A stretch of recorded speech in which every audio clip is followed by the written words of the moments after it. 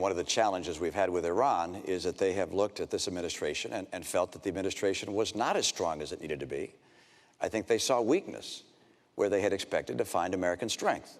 And I say that because from the very beginning, the president in his campaign some 4 years ago said he'd meet with all the world's worst actors. In his first year, he'd sit down with Chavez and Kim Jong-il, with Castro, and with President Ahmadinejad of Iran. And I think they looked and thought, well, that's an unusual honor to receive from the President of the United States. And then the President began what I've called an apology tour of going to various nations in the Middle East and criticizing America. I think they looked at that and saw weakness.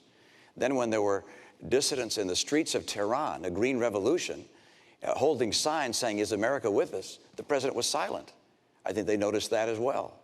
And I think that when the President said he was going to create daylight between ourselves and Israel, that they noticed that as well. All of these things suggested, I think, to the Iranian mullahs that, hey, we can keep on pushing along here. We can keep talks going on, but we're just going to keep on spinning centrifuges. Now there are some 10,000 centrifuges spinning uranium, preparing to create a nuclear threat to the United States and to the world. That's unacceptable for us, and it's essential for a president to show strength from the very beginning, to make it very clear what is acceptable and not acceptable. And an Iranian nuclear program is not acceptable to us. They must not develop nuclear capability. And the way to make sure they understand that is by having from the very beginning the tightest sanctions possible. They need to be tightened. Our diplomatic isolation needs to be tougher.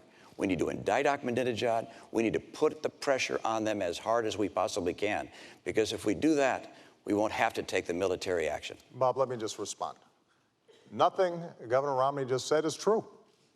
Starting with this notion of me apologizing. This has been probably the biggest whopper that's been told during the course of this campaign. And every fact checker and every reporter who's looked at it, Governor has said this is not true.